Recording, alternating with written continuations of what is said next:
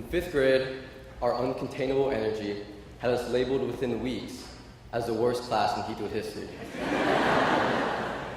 Yet as we graduate today, I have no doubt that those names have been put far away.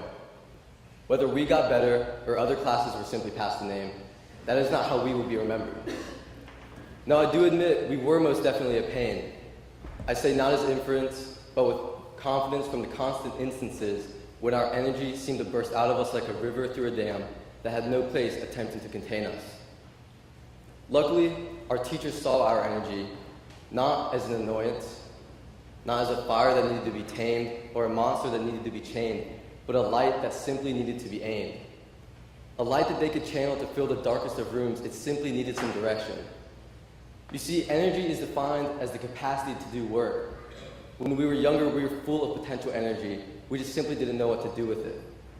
On Chicken Tender Day in 7th grade, JD had so much energy that he sprinted out of class hoping to be first in line.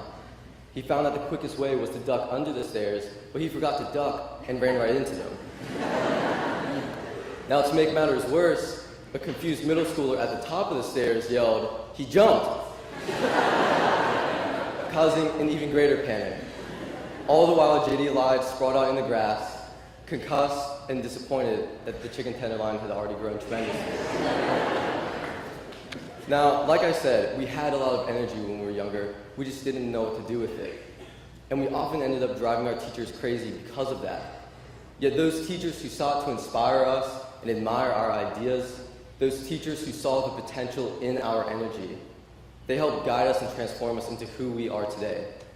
They did not simply expand our capacity to do work, they freed our minds from the barbed wire of the conventional that was keeping us from reaching any higher. You see, the Heathwood difference is that we're treated like people with genuine curiosities, not working bees simply looking to be the same as everybody around us. We've been taught to ask with passion, not to wonder with fear.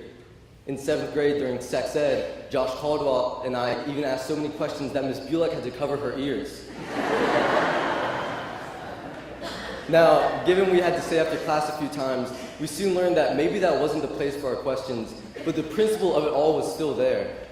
We have never been afraid to raise our hands, and as I'm sure the teachers would agree, we have never stayed silent when people have tried to keep our hands in the air. Now, through every grade, we have not lost any of our potential energy. We have simply been gifted ways to transform it, while also gaining some from the warmth and support of our families, friends, and teachers. Through Heathwood's gift of personable interactions and experiences, we have been gifted the chance to experience us. And now marks a new beginning where we get to start all over again. But this time it is a little bit different. This time it's not simply what college we'll get into or what test scores we get. It's how we want to impact the world and give everyone else out there some of what we have been gifted. Now, it seems like blessings keep falling in our laps, but we must remember and think about the millions out there entrapped by misfortune, in need of some light, which I believe we can all help provide. So to our families, friends, teachers, coaches, who have all helped lead us to this point, thank you for being patient with us.